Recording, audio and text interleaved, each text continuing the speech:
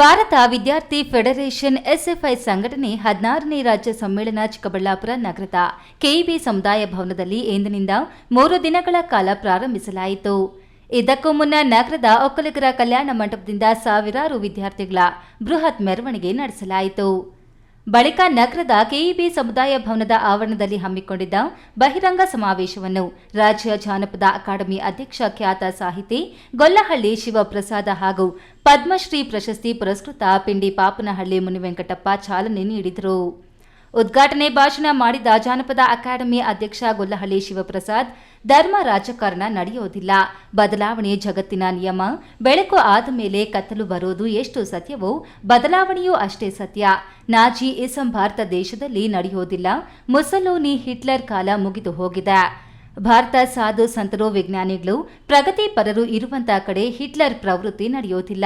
ವಿದ್ಯಾರ್ಥಿಗಳು ತಮ್ಮ ಏಳಿಗೆಗೆ ಓದಬೇಕು, ಉನ್ನತ ಶಿಕ್ಷಣ ಪಡೆಯಬೇಕು, ತಮ್ಮ ಕಾಲ ಮೇಲೆ ನಿಂತುಕೊಳ್ಳಬೇಕು, ಆದರೆ ದೇಶೋದ್ಧಾರದ ಮನೋಭಾವನೆ ಬಿಡಬಾರದು ಎಂದರು. ಪ್ರೂವ್ ಮಾಡಿದೆ. ಹಾಗಾಗಿ ಧರ್ಮ ರಾಜಕಾರಣಕ್ಕೆ ನಾವ್ಯಾವತ್ತೂ ಕೂಡ ಜಾಗ ಕೊಡಬಾರದು ಅಂತಕ್ಕಂಥದ್ದು ನನ್ನ ವಿನಮ್ರ ಮನವಿ. ನಿಮಗೆ ಹಿಟ್ಲರ್ ಮುಸ್ಲೋನಿಗಳು ಇತಿಹಾಸದ ಕಾಲಗರ್ಭದಲ್ಲಿ ನಶಿಸಿ ಹೋಗಿದ್ದಾರೆ, ಅಳಿಸಿ ಹೋಗಿದ್ದಾರೆ. ಜರ್ಮನಿಯಲ್ಲ, ಹಿಟ್ಲರ್ ಮುಸಲೋನಿಗಳಿಗೆ ಇಲ್ಲಿ ಜಾಗವಿಲ್ಲ. ಇಲ್ಲಿ ಪ್ರಜಾಪ್ರಭುತ್ವವಾದಿಗಳು ಇರಬೇಕಾಗುತ್ತೆ, ಇಲ್ಲಿ ಪ್ರೀತಿ ತುಂಬಿದ ಜನ ಇರಬೇಕಾಗುತ್ತೆ, ಇಲ್ಲಿ ವಾತ್ಸಲ್ಯವನ್ನು ಹಂಚಿಕೊಳ್ಳೋರು ಮಾತ್ರ ಇಲ್ಲಿ ಇರ್ಲಿಕ್ಕೆ ಸಾಧ್ಯ. ಅದನ್ನ ಏನೆಲ್ಲ ರುಜುವಾತು ಮಾಡಿದೆ ಅಂತಕ್ಕಂಥದ್ದನ್ನ, ನಾಜಿ ಬೀಜಗಳು ಬೆಳೆಯುವಂತ ಭೂಮಿ ಇದಲ್ಲ. ಇದು ಸಾಧುಗಳು, ಸಂತರು, ದಾರ್ಶನಿಕರು, ತತ್ವಪದಕಾರರು, ವಚನಕಾರರು ನಡೆದಿರೋನೆಲ್ಲ ಇಲ್ಲಿ ನಾಜಿ ಬೀಜಗಳು ನಡೆಯೋದಿಲ್ಲ.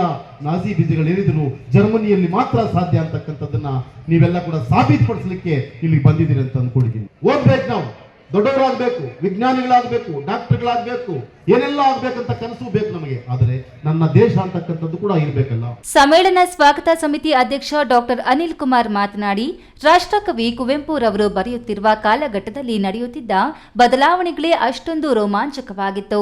ಜಾತಿ ಭೇದ ಭಾವ ಎಲ್ಲವನ್ನೂ ದೂರ ತಳ್ಳಿ ಇಡೀ ಪ್ರಪಂಚವನ್ನೇ ವಿಶ್ವಪಥ ಎಂದು ಕರೆದಿದ್ದಾರೆ. ಖಾಸಗಿ ಶಿಕ್ಷಣ ಸಂಸ್ಥೆಗಳಿಂದ ಆಗಬಹುದಾದ ಪರಿಣಾಮಗಳನ್ನು ಬಿಚ್ಚಿಟ್ಟಿದ್ದಾರೆ. ಶಿಕ್ಷಣ ಮನುಷ್ಯನ ಬದಲಾವಣೆಗೆ ನಾಂದಿ ಹಾಡಬೇಕೇ ಹೊರತು ಮಾರಕವಾಗಬಾರದು ಎಂದಿದ್ದಾರೆ.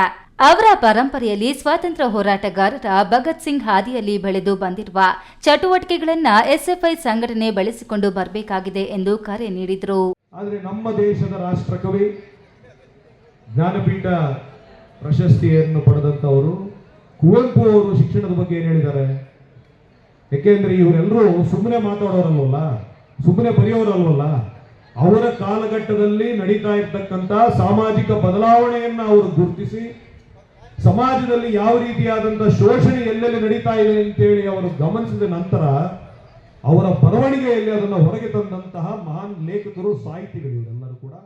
ಸಮ್ಮೇಳನ ವೇದಿಕೆಯಲ್ಲಿ ಎಸ್ಎಫ್ಐ ರಾಷ್ಟ್ರೀಯ ಅಧ್ಯಕ್ಷ ವಿಪಿ ಸಾನು, ರಾಜ್ಯಾಧ್ಯಕ್ಷ ಅಮರೇಶ್ ಕಡಥಗಿ, ರಾಜ್ಯ ಕಾರ್ಯದರ್ಶಿ ಭೀಮನಗೌಡ, ಜಿಲ್ಲಾ ಅಧ್ಯಕ್ಷ ಸೋಮಶೇಖರ್, ಗೌರವಾಧ್ಯಕ್ಷ ಸರ್ದಾರ್ ಚಾಂದ್ ಪಾಷಾ, ಎಂಪಿ ಮುನಿವೆಂಕಟಪ್ಪ, ಸುಜಾತ ಇನ್ನಿತರರು ಹಾಜರಿದ್ದರು.